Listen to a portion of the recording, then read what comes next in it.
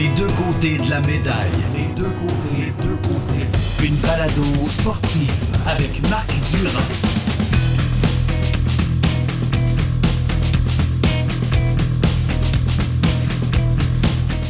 Les deux côtés de la médaille, c'est la récompense, mais aussi les coulisses. La victoire peut être brillante, mais aussi aveuglante. Ici, Marc Durand, journaliste sportif professionnel depuis près de 30 ans et toujours impliqué dans le sport de haut niveau, responsable de cette balado sur votre plateforme audio préférée et aussi en vidéo. Tous les détails sur marcdurand.ca. Aujourd'hui, je reçois Rémi Beaulieu, un patineur de vitesse à la retraite, membre du Centre national du Canada pendant 10 ans, mais aussi membre de l'équipe nationale pendant 6 ans. Il n'est pas allé aux Jeux olympiques, mais a été médaillé à 12 reprises en épreuve de Coupe du monde. Il s'est toujours intéressé au bien-être de ses coéquipiers, à la place de ceux-ci dans l'équipe. Il a été étonné récemment par les retraites hâtives de plusieurs jeunes patineurs, dont la grande vedette Samuel Girard. Il a donc sondé 36 athlètes à la retraite et de façon assez unanime, ça ne tourne pas si rond à l'extérieur de Laval en courte piste. Un manque de confiance envers les dirigeants, l'ambiance est lourde et cela dit, le sondage n'a aucun lien avec le récent retrait de l'entraîneur Frédéric Blackburn auprès de l'équipe nationale féminine. Tous les détails, les chiffres et tout ça sur son blog remibsc.com. Mais avant, je vous invite à l'écouter et répondre à mes questions, car oui, il y a toujours deux côtés à une médaille.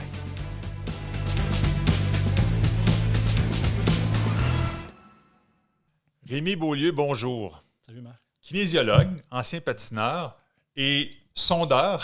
Oui, sondeur amateur. Ben, sondeur amateur qui a bien réussi. En quelques semaines, 36 athlètes de l'équipe nationale ont répondu à ton sondage et aux questions que tu leur posais sur la transparence, sur leur bonheur d'avoir été sur l'équipe nationale ou d'avoir été au Centre national d'entraînement. Et les résultats sont pas faciles à digérer. Hein? Non, mais pour avoir parlé à d'autres, puis ils ne sont pas surprenants. C'est ça qui est un petit peu dommage par rapport à ça. En fait, tu as demandé à 55 patineurs, ça je comprends. 36 ont répondu. Ouais. Donc 36 qui avaient pris leur retraite depuis au moins 10 ans. Ouais. Et puis qui avaient fait au moins une année au Centre national, donc à Montréal, donc centralisé. Pas nécessairement sur l'équipe nationale, quoique la plupart d'entre eux, sur les 36, avaient au moins un an sur l'équipe nationale aussi. Donc, tu avais un éventail assez grand, hommes-femmes, un peu tout ça. Oui, la distribution était quand même belle, hein, oui. Au niveau hommes-femmes, au niveau aussi des années de la retraite. Là, il n'y avait pas juste du monde qui ont répondu du cycle olympique de Sochi. Là, c'était un peu tous les cycles. Fait que, oui, même moi, au début, je me disais, ben là, c'est sûr que s'il y a juste 10 personnes qui répondent, rendu là, ça commence à être dur de trouver des... De faire un constat, en tout cas. Ouais, c'est ça. Mais là, 36, puis même au niveau d'un échantillon d'athlètes d'élite, 36, c'est quand même une grosse population. Fait que, non, j'ai trouvé ça intéressant. Là. Je comprends donc. Donc, tu avais une bonne idée de ce qui se tramait comme résultat potentiel, si on veut. Là. Oui, mais... Ça peut toujours être facile de dire « Ouais, mais c'est juste 2-3 athlètes. Ouais, mais c'est un petit peu. » Puis c'est juste mes amis, puis je ne sais pas vraiment la réalité des autres non plus. Tu as quitté en 2014. Ouais, peut-être aussi. C'est ça, moi, c'est ça. Moi, j'ai pris ma retraite. Fait que ce qui s'est passé depuis ce temps-là, la dynamique d'équipe, je suis peut-être moins au courant de quand j'étais là. Ouais. Donc, oui, ça, je trouvais ça aussi intéressant de voir ça parce que moi, de l'extérieur, je voyais, mais il y a quand même encore beaucoup de retraites, beaucoup de jeunes. Comme j'ai dit tantôt, des gens qui sont à leur pic de leur carrière. Oui. Moi, je me questionnais par rapport à ça. OK. Écoutez, on ne fera pas languir les gens plus longtemps. Des chiffres assez révélateurs. Je vais les nommer comme ça. Ils ne sont pas dans l'ordre nécessairement d'importance, mais je lis que 44% ont été découragés dans leur cheminement académique. 86% des athlètes sondés qui ont répondu jugeaient que l'aspect humain était déficient. 62% l'aspect humain déficient de la part des entraîneurs. 75% la victoire au détriment du bien-être. Ça, c'est des chiffres qui tendent à croire qu'effectivement, les athlètes ont l'impression qu'ils sont des numéros qui ne sont pas si importants que ça pour l'équipe, qu'on peut les remplacer facilement et qu'on ne tient pas compte de leurs besoins nécessairement. Est-ce que toi, c'est ce que tu as vécu comme athlète? Est-ce que ces chiffres-là ressemblent un peu à ce que tu as vécu personnellement? Moi, j'ai été dans une période où c'était avant le cycle pendant le cycle de Vancouver aussi. Oui. Puis, je pense probablement pas juste dans le patinage de vitesse. Au niveau, si on regarde, il y a un rapport qui est sorti là, des sports de haute performance là, sur les programmes à nous le podium, tout ça. Fait que j'ai été exactement dans cette transition-là, après Turin vers Vancouver et les après. Oui. Donc oui, ça c'est quelque chose que moi j'ai vu, j'ai vécu, cette espèce de changement de philosophie-là. Puis de voir comment c'est implanté au niveau terrain, si on veut. Parce que oui, il y a des théories, il y a des philosophies. Bon, on voulait changer un peu pour Vancouver, mais comment cette mentalité-là est implantée? Comment les entraîneurs réagissent à ça? Comment les organisations sont devenues responsables envers peut-être pas les bonnes choses? Donc oui, moi, j'ai vécu un peu tout ça. Fait que évidemment, pendant ma carrière, je me suis questionné par rapport à ça. Okay. Puis là, est-ce qu'on a encore les fonds de tout ça, là, si on veut, qui sont restés ou même qui sont devenus plus gros, trop gros, au lieu de s'estomper après Vancouver. Fait que oui, c'est un peu tout ça. Certains diront, oui, mais d'avoir des gens déçus dans le sondage RMI, c'est normal. La plupart d'entre eux n'ont pas fait les Jeux olympiques et donc ils sont frustrés quelque part, ils ont été lésés dans leurs droits selon eux. Même François Hamelin dit, c'est normal que si tu prends un groupe d'élite, puis il y en a plusieurs qui ne sont pas en haut. Donc, est-ce que tu penses que c'est sous le coup de la frustration que les athlètes ont répondu à ton sondage? S'il y en avait peut-être juste 6-7 qui avaient répondu, ou comme 10, peut-être qu'on pourrait dire, ben regarde, c'est ces 10-là qui voulaient chialer ou qui voulaient dire quelque chose. Mais 36 sur 10 ans, dont tes meilleurs athlètes au pays, qui ont représenté ton pays, comme je dis, moi je le dis, Samuel Girard le dit, il n'y a personne qui est surpris de ça. S'il n'y a personne qui est surpris de ça, ben moi je pense que ça démontre qu'il y a quand même des questions à se poser. D'accord. Est-ce que la Fédération t'a contacté depuis? Non. Est-ce que tu es surpris, déçu? Non, j'ai pas pensé. Ah non? J'ai pas pensé qu'ils me contactent, non. J'ai pas. Il me semble qu'ils ont intérêt à lire Est-ce que tu espères qu'ils l'ont moins lu ou ont pris connaissance? Ben, en tout cas, pour voir les gens qui m'ont écrit dans les dernières 48 heures, c'est sûr qu'ils sont au courant. Oui. Ça, il n'y a pas de doute là-dessus. De la façon que je l'ai vécu aussi pendant ma carrière, c'est que, puis je pense que c'est peut-être un peu ça que donner la voix aux athlètes aide, c'est que souvent l'organisation peut, puis le patin comme d'autres organisations, peut très bien arriver et dire, ben on les a écoutés les athlètes, puis pas changer absolument rien. T'sais. Puis toi, tu peux amener des points année après année, vous dire, oh, on vous a écouté, mais ça ne change rien, puis l'année d'après, c'est la même affaire, puis l'année d'après, c'est la même affaire. Fait que moi, est-ce que je m'attends à ce qu'il y ait un changement? Là, ça a l'air quand même... ça brasse. Ça a l'air à brasser pas mal. Ouais.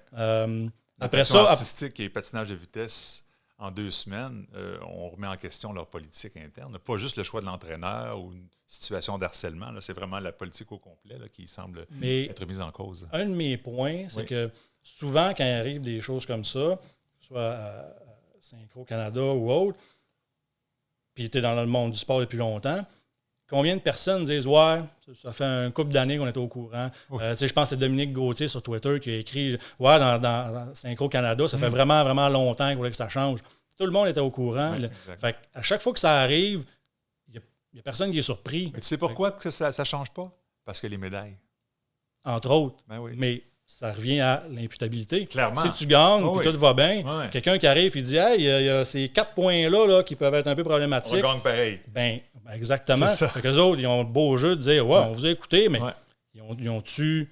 est-ce qu'ils ont besoin de changer? » Pas en tout. Mais non, parce qu'il y a toujours d'autres patineurs, dans votre cas, qui peuvent remplacer celui qui est mécontent ou... Oui, surtout en patin, exactement. Il y avait toujours du monde qui arrivait sur l'équipe, puis ça performait pareil.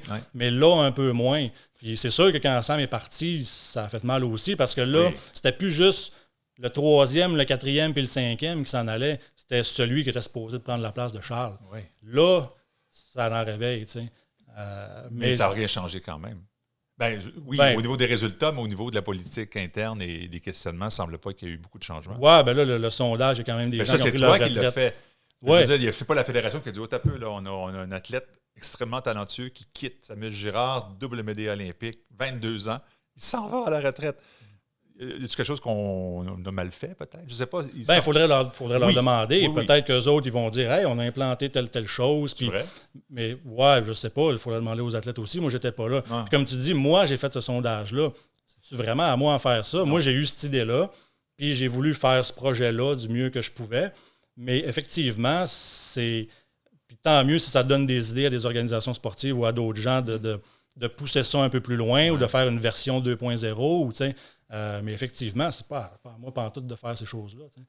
Mais encore là, il faudrait leur poser la question à eux. Qu'est-ce qu'ils ont fait pour... est-ce qu'ils étaient au courant? Est-ce qu'ils se sont questionnés? Si oui, quelle stratégie ils ont voulu implanter? Est-ce qu'ils ont remarqué que leur stratégie fonctionnait pas? Moi, je pense que c'est ça, être transparent et responsable. Samuel Girard a pris sa retraite à 22 ans, double médaille olympique. Selon Charles Hamelin, à l'époque, c'était le meilleur patineur au monde. En tout cas, c'est le meilleur Canadien, c'est sûr. C'était le prochain. C'était celui qui allait prendre la relève de Charles. Il prend sa retraite très jeune. Et sa copine aussi, qui était patineuse avec l'équipe nationale. Puis les deux se sont remontés au Saguenay-Lac-Saint-Jean. Et puis, tu penses que si on avait pu ouvrir peut-être les dispositions pour qu'il soit plus heureux, il aurait pu rester, selon toi? Bien, clairement, il y a quelque chose qui ne s'est pas passé. Mais c'est quoi l'histoire, finalement? Parce que lui, il dit « je t'ai tenu, ça fait 18 ans que je patine. » Puis c'est un peu ça qu'il a raconté au départ. Oui, mais il appréciait quand même patiner.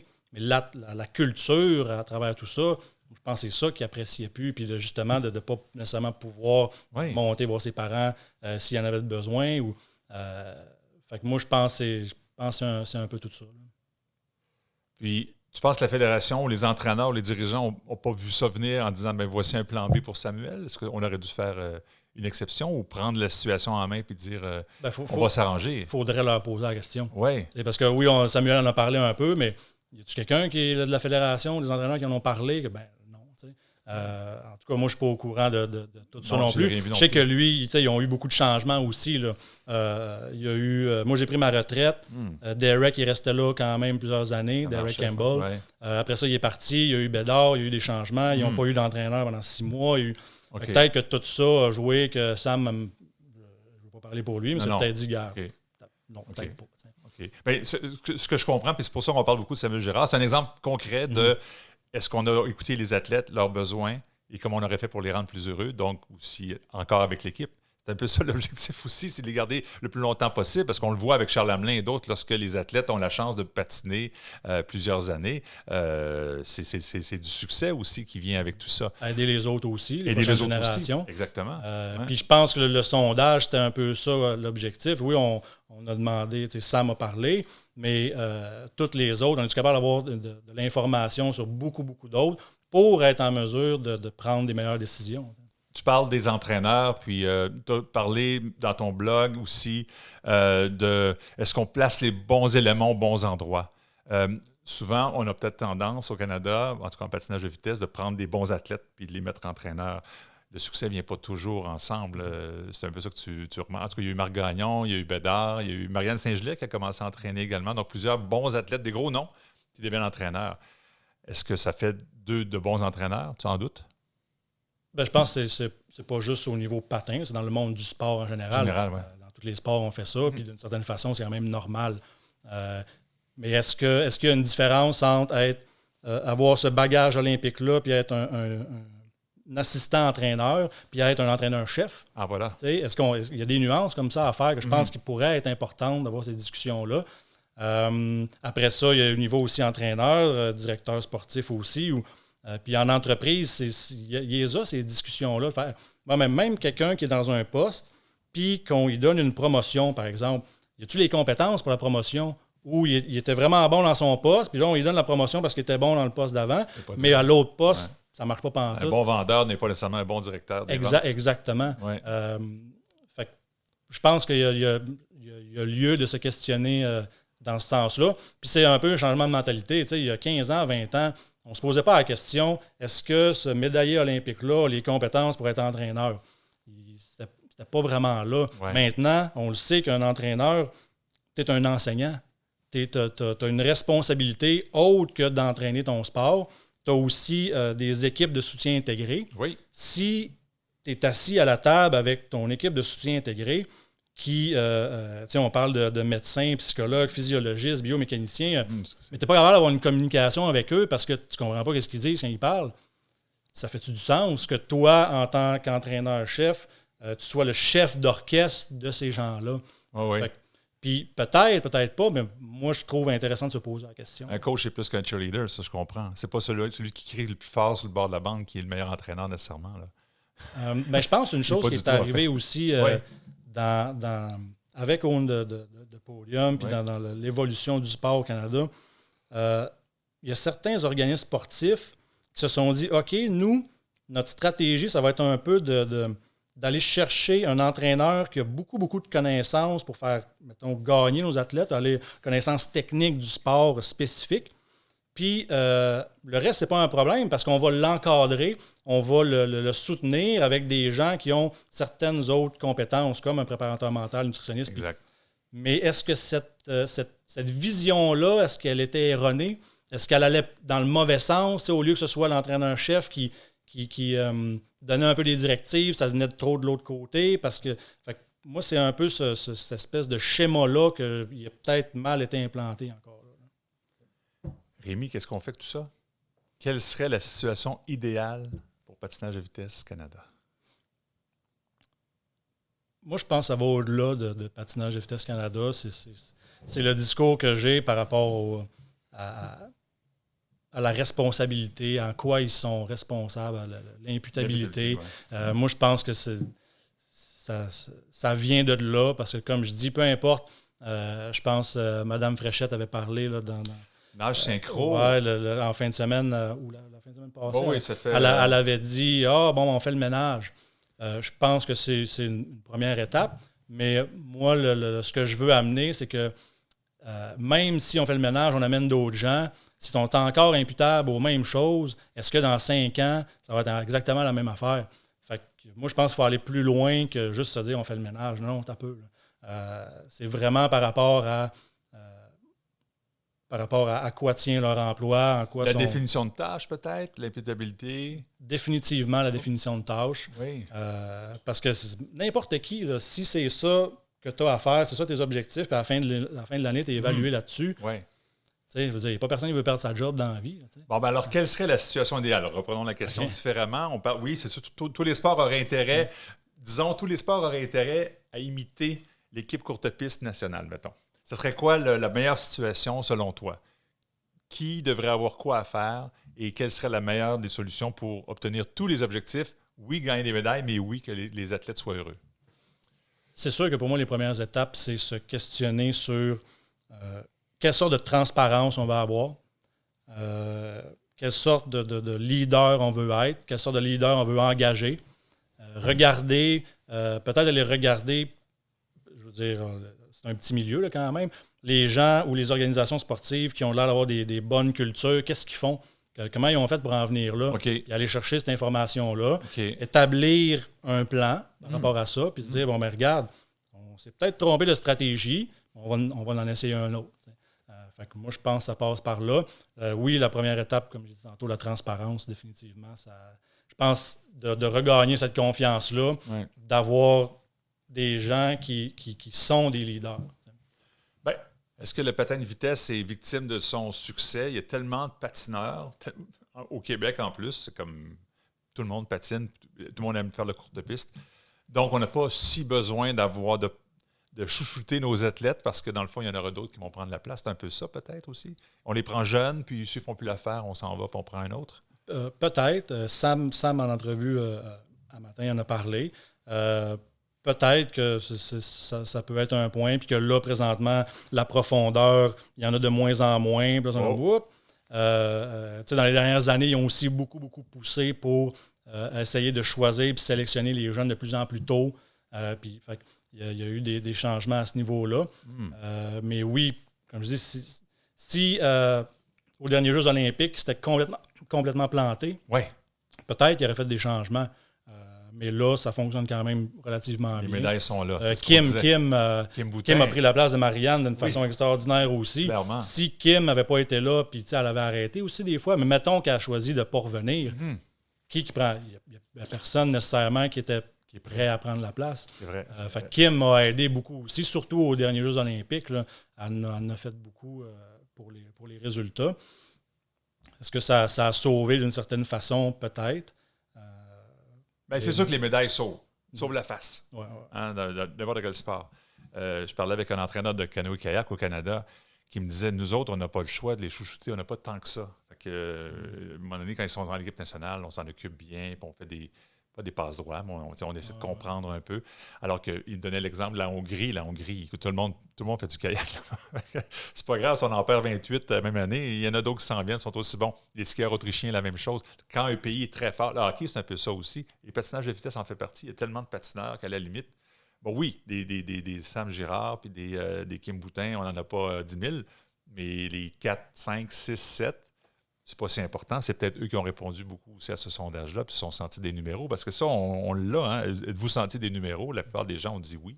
Ouais. Mais 36, c'est pas 7. Non, ça, je suis d'accord. Puis je pense aussi que ça amène au point de la culture. Quelle sorte de culture tu veux dans ton environnement sportif? Quelle sorte d'athlète tu veux avoir? Est-ce que tu veux qu'il aille à l'école? Est-ce que tu veux pas y aller à l'école? Est-ce que tu veux qu'ils se sentent comme... Ou même juste qu'ils sortent qu'ils prennent leur retraite justement avec l'amertume. Pas d'amertume, pour qu'ils peut-être reviennent à aider ton organisation. Fait que déjà, juste ça, c'est penser à moyen puis long terme, parce que oui, on veut que ces athlètes-là reviennent à aider l'organisation après. Mais s'ils prennent leur retraite, ils sont comme, regarde, moi, là, that's it, c'est fini, puis je ne reviens plus jamais là. Mais on a plein d'exemples de patineurs qui reviennent justement comme entraîneurs. Est-ce que la philosophie a changé? Est-ce qu'eux-mêmes se servent de leur expérience? Toi, tu as été entraîneur, même pour le Kazakhstan. Donc entre autres, c'est ça. Mais donc, peut-être quitter un peu ton sport amer un peu. Ça a été ton cas un petit peu en 2014 lorsque tu as pris ta retraite?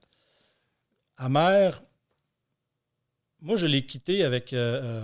j'avais déjà commencé là, dans les dernières années de ma retraite, avant ma retraite, de m'impliquer. J'ai été représentant des athlètes de l'équipe nationale parce que une des choses que j'ai réalisées, puis je pense qu'il est important de parler aussi, c'est les athlètes ont une responsabilité. C'est pas l'organisation puis les athlètes, c'est l'organisation. Mm-hmm. Puis j'étais venu à un point où j'étais plus vieux aussi, justement, j'ai arrêté à 29 ans.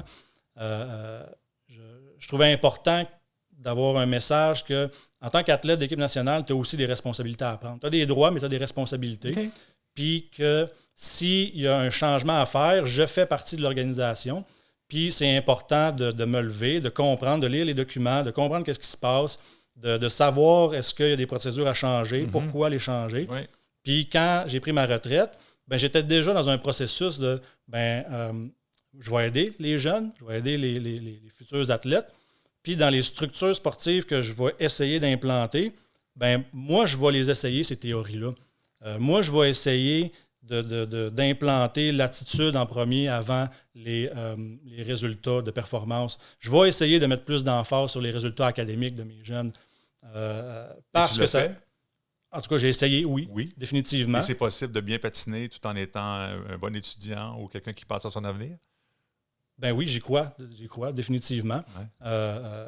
Mais ça ne veut pas dire que c'est facile. Non. Implanter ces choses-là, ça prend de l'engagement, c'est difficile. Même moi, dans les structures sportives que j'ai développées, il a fallu que j'aille des conversations, des fois difficiles, avec des parents, avec des gens, pour dire, regardez, moi, j'ai cette vision-là. Je pense que j'aimerais l'implanter de telle façon. C'est possible? Oui, OK, l'année prochaine, on change telle chose. Mais il faut le faire. Il faut l'essayer. Puis d'avoir le courage de ne pas se planter, puis de faire comme, regarde, cette année, ça, c'était bien, j'ai voulu implanter telle chose, on le change, mais il faut avoir le courage de le faire et de l'essayer. Mais l'essai-erreur, lorsqu'on est en haut niveau, c'est difficile, j'imagine, parce qu'on a toujours cet objectif-là de remporter des médailles. Puis on a réussi dans le passé avec cette méthode-là, qui n'est pas parfaite. Mais là, si on décide d'implanter quelque chose de nouveau, puis les athlètes sont plus heureux, mieux éduqués... On n'a pas de médaille au prochain jeu, ça ferait comme, là, ça ne marche pas. Là. Je pense que c'est pour ça que c'est important d'avoir un plan. Oui. D'engager des gens qui ont des compétences, puis qui ont un plan, puis une stratégie, puis regarde, on va l'essayer, puis pas au détriment des performances, mais au moins, puis peut-être que c'est là que les athlètes qui prennent leur retraite sont déçus un peu. Peut-être qu'ils ne sentaient pas qu'il y avait ce désir-là d'essayer d'implanter ces choses-là. Okay. Peut-être qu'ils ne sentaient pas qu'il y avait une stratégie qui s'en allait vers le mieux, puis qu'à un moment donné, ils font juste comme, moi, je ne vois pas le bout, je ne vois pas la lumière, puis j'arrête. Fait que ça aussi, ça peut être ça. Donc, toi, tu as été représentant des athlètes quand tu étais athlète. Est-ce que le représentant des athlètes a un rôle assez important dans une organisation? Est-ce qu'on l'écoute vraiment ce qu'il dit? Ah non.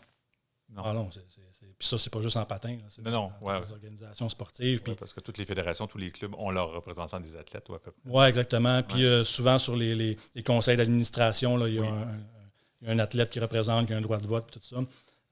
Mais comme je dis, c'est le rapport, c'est le déséquilibre qui est trop important. Parce que oui, même si tu amènes un point, tu fais juste parler, mais d'aucune façon, l'organisation, puis en même temps, elle n'a pas à tenir compte. Si elle décide qu'elle ne veut pas tenir compte, elle n'en tient pas compte. Oui. Ça ne veut pas dire qu'il faut toujours écouter les athlètes, c'est pas ça le point. Non. Mon point, c'est que si une organisation, 1 an, 2 ans, 3 ans, ne veut pas en tenir compte, elle peut ne pas en tenir compte. Puis les athlètes n'ont pas le choix. Ouais, c'est ça. Je te repose la question. Dans un monde idéal, il se passe quoi demain matin? Là? Mettons concrètement, là. On te nomme directeur général de Patinage de Vitesse Canada. Tu t'occupes du courte piste. Qu'est-ce qu'on fait? Mettons que je suis directeur général. Oui. La première affaire que je fais, c'est débarquer à Montréal puis d'aller parler aux athlètes. D'aller parler aux athlètes, de s'asseoir puis de prendre le pouls, c'est sûr. De prendre le pouls de ce qui se passe, de comment leur vision à eux. Prendre le pouls de ceux qui travaillent dans l'administration, prendre le pouls des entraîneurs pour être un petit peu mieux outillés pour prendre des décisions. Je ne pense pas que présentement, l'étape numéro 1, c'est les décisions. Je pense que la première étape, c'est de prendre un petit pas de recul et de dire « OK, voici la situation. Je vais aller m'asseoir avec tout le monde. On va jaser. On va regarder qu'est-ce qui se passe pour éventuellement prendre une décision un petit peu plus allumée. » Fait que ça, c'est sûr que moi, cette semaine, c'est ça que je ferais. Oui. La semaine d'après? La semaine d'après?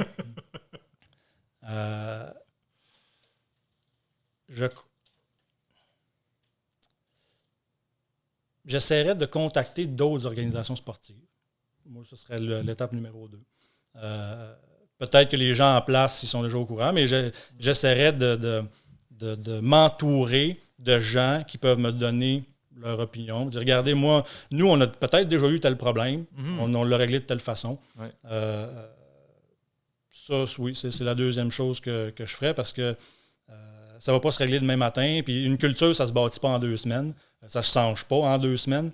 Donc, c'est de prendre le temps, mais au moins d'avoir le désir. Déjà là, ça serait pas pire. Bien, si on regarde ton sondage avec les athlètes que tu as eu la chance de t'entretenir, 91,7% des gens considèrent que c'est le manque de transparence. C'est un des gros problèmes. C'est un peu ça, parler aux athlètes, d'avoir leur pouls, mais ensuite de dévoiler au grand jour un peu les stratégies, puis les impliquer dans cette vision-là, si on veut. Tu as l'impression que les athlètes sont comme laissés pour compte, puis gardent nous autres patiner, puis nous autres, on s'occupe du reste. C'est un peu ça. Oui, ben c'est ce qu'on a l'impression qu'ils disent. C'est ça, exact. Puis ça ne date pas d'hier. Puis, fait que déjà là, juste d'avoir un petit peu plus de transparence, tu gagnes déjà plus la confiance. On s'entend. Okay. Le manque de confiance envers la direction. Bien, s'il n'y a pas de transparence, si tu sais, comme dans le sondage, si tu sens qu'ils ne sont pas responsables quand tu amènes un problème, tu vas-tu, à l'avenir, amener des problèmes? Ou à un moment donné, tu vas juste faire comme ça fait 2 ans, je le dis, là, je suis tanné, je patine. Puis, alors que si tu sens que tout le monde travaille ensemble, c'est sûr que ça va t'amener à plus t'engager. Okay. Puis moi, en termes de responsabilité des athlètes, c'est ça aussi ma vision. C'est que si tu t'engages en tant qu'athlète dans ton environnement sportif, peut-être tu vas sentir que tu fais plus partie de l'organisation. Que les choix de la façon que c'est créé, tout ça, tu en fais plus partie puis que ça t'appartient un petit peu plus aussi. D'accord. Souvent, on parle aux athlètes, puis le lien direct avec la fédération, avec les décisions, c'est l'entraîneur. C'est pas mal lui que tu rencontres le plus souvent, et avec lui tous les jours. Finalement, il décide un peu de ce qui se passe pour toi dans ta journée puis dans ta carrière. Ça aussi, il n'y a pas nécessairement, je pense, il y avait une réponse à ça. Là. L'aspect humain, 62% des gens qui ont répondu à ton sondage ont dit l'aspect humain avec les entraîneurs sont déficients, disons ça comme ça. Là. Je pense que 50% avaient dit c'est pas du tout, à peu près pas possible. C'est grave, ça, que l'aspect humain soit aussi peu considéré entre les athlètes. En tout cas, c'est la vision des athlètes envers leur entraîneur. C'est comme une personne importante dans ta vie? Oui, je pense que c'est un tout.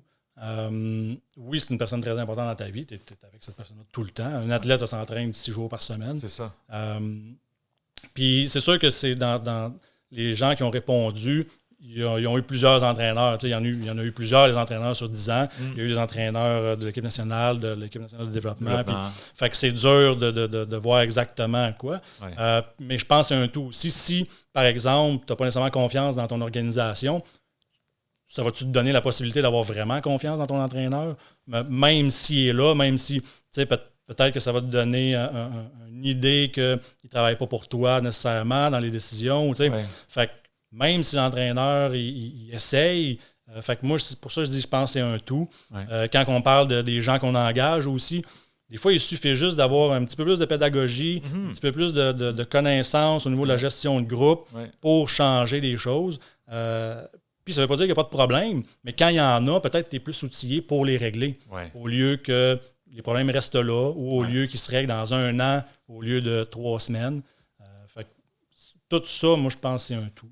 Ben, il y a une situation qui vient d'arriver à peu près au même moment où tu as sorti le blog. Frédéric Blackburn, l'entraîneur de l'équipe féminine depuis plusieurs années, dont les derniers Jeux, a été démis de ses fonctions. Accusation de harcèlement psychologique.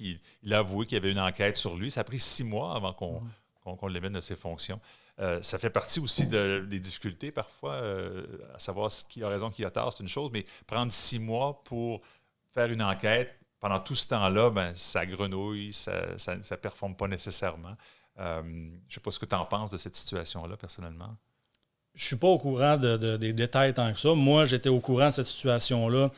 J'ai été mis au courant complètement par hasard au printemps dernier. Okay. Même là, mon sondage n'était pas par rapport à ça. Il était plus par rapport aux retraites du mois d'août. Puis, comme tu dis, ça a tellement été long que je me demandais, y est-tu revenu? Y est-tu arrivé quelque chose? J'ai rien vu passer dans les médias. C'est ça. Fait que j'ai rien entendu de tout ça. Fait que, ça sortit en même temps, mais c'est comme tu dis, long. Sans doute pas souhaitable non plus que ça prenne autant de temps. Je comprends qu'il y avait des gens à rencontrer, puis c'est pas une décision facile aussi de mettre quelqu'un de côté lorsqu'il connaît beaucoup de succès. Mais justement, peut-être que l'organisation pourrait parler de leur processus, puis dire, regardez, voici pourquoi ça a été aussi long, voici les étapes par lesquelles on a passé. Ouais. Puis en même temps, tantôt, on en jasait. Une chose que je trouve un petit peu dommage là-dedans, c'est que ce manque de transparence-là, le poids tombe sur les femmes, sur les athlètes qui patinent présentement, les athlètes féminines, puis sur les filles retraitées aussi, parce qu'évidemment, les journalistes, ils veulent des questions, ils veulent des réponses par rapport à ça. Oui. Puis là, ben, vu qu'il n'y a pas beaucoup de transparence au niveau de l'organisation, ben là, les journalistes, ils essayent de communiquer avec tous les patineurs, les patineurs et patineuses présentement. C'est eux qui ont cette espèce de poids-là d'essayer de donner des réponses, alors que probablement même eux, ils n'ont même pas. Ben, ce que je comprends, c'est ça. Il y en a qui n'étaient pas au courant, disent qu'ils n'étaient pas au courant, mais effectivement, c'est Kim Boutin, c'est Marianne Saint-Gelais qui doivent répondre de ces questions-là actuellement. La Fédération n'a peut-être pas pris la parole officiellement, sinon le communiqué de presse. Et Frédéric a dû répondre aussi par courriel, j'imagine. Alors, c'est des situations qui, selon toi, devraient être évitées parce qu'il y aurait il y aurait plus de transparence, finalement. Je pense qu'on peut se poser la question, est-ce que ça pourrait être mieux fait? Oui. Définitivement par rapport à ça. D'après toi, oui. D'après moi, oui. Ben oui, c'est sûr. Personnellement, qui a été, selon toi, l'entraîneur qui a le mieux répondu à ce que tu considères comme étant un entraîneur modèle? Pendant que j'étais au Centre national? Peut-être, oui. Dans ma carrière? Dans ta carrière, oui, c'est ça. Laurent Daigneault. Oui. Laurent Daigneault, ça a été un ancien patineur aussi. Un ancien patineur, puis il a été un petit peu plus engagé au niveau de l'équipement. Oui. Moi, j'ai eu la chance qu'il m'entraîne pendant une saison vers la fin de ma carrière. Moi, j'ai grandi au Lac-Saint-Jean, puis quand j'étais jeune, Laurent, c'était l'entraîneur de Pointe-aux-Trembles dans le temps. Okay. Puis, évidemment, les patineurs de Pointe-aux-Trembles n'étaient pas battables. Puis, il en a mis, c'est lui qui en a mis beaucoup des futurs champions. Fait que moi, j'ai grandi un peu dans l'idée que mon rêve un jour, c'était de me faire entraîner par Laurent. Oui. C'est quelqu'un qui a une approche très, très humaine, qui est proche de ses athlètes. Fait que ça, moi, évidemment, ça me rejoignait beaucoup. Puis quand moi, je l'ai vécu, ben, c'était un peu, c'était un peu une sorte de rêve qui devenait réalité. Là, fait que oui, ça, c'est un bon exemple pour moi. Donc, un exemple qu'on pourrait imiter, on tenterait d'imiter au niveau du Canada. Qu'est-ce qu'on fait maintenant? Le sondage est sorti. Qu'est-ce qu'on fait maintenant pour changer la situation à patinage de vitesse au Canada? Des actions. Des actions, pour moi, c'est clair. Pour l'avoir vécu, puis être dans des meetings des longs meetings, on s'écoute parler, puis on débat d'idées, ça prend des actions. Je pense qu'on est rendu là. Puis... Donc, mettons là, que tu as le poste. Là. Je te nomme directeur général. Félicitations. Oui, merci. La paye vient de... Oui, ça c'est bon, ça aussi. Maintenant, qu'est-ce que tu fais avec ta paye et ton titre, là, maintenant? Je vais rencontrer les athlètes. Okay. Je vais m'asseoir avec eux. C'est ça, je débarque à Montréal. Je vais essayer de prendre le pouls des athlètes, des entraîneurs, du staff qui travaille là pour essayer d'avoir de l'information pour prendre une décision un petit peu plus allumée. Oui. Je pense pas que... Oui, ça prend des actions, mais pas dans les 4 prochains jours. Là. Non. Je pense que là, il faut prendre un petit pas de recul pour aller sonder le terrain, voir qu'est-ce qui se passe. D'abord, voir les athlètes. Justement, on parlait de transparence, mais ça fait partie des choses importantes pour toi. Là. Oui, peut-être. Si on sait qu'il y a des athlètes qui ne sont pas au courant de ce qui se passe présentement avec certaines procédures, ben peut-être leur expliquer et avoir cette transparence-là. Regagner une certaine confiance, là, si on veut. Faire comme mon organisation, puis les gens qui travaillent dans l'organisation travaillent pour moi, sont prêts à m'inclure dans cette organisation-là, dans l'environnement. Donc, définitivement. Peut-être aussi aller chercher de l'information dans d'autres organisations sportives, voir qu'est-ce qu'eux ont fait. Peut-être qu'ils ont eu certaines situations qui vont pouvoir aider puis partager comment eux se sont sortis de ça. Donc, définitivement, mais oui, la première chose que je ferais, c'est débarquer à Montréal. Et voir les athlètes directement. Voir les athlètes. Bon, on souhaite que toi ou quelqu'un d'autre s'implique avec la fédération, qu'il y ait du changement et que ce soit positif pour tout le monde, autant au niveau des médailles que l'esprit, que le sentiment d'appartenance. Alors, écoute, bonne chance, puis j'espère que ça va bien se passer patinage de vitesse Canada, courte piste, dans d'autres sports également, et pour toi également. Merci beaucoup. Merci, Rémi.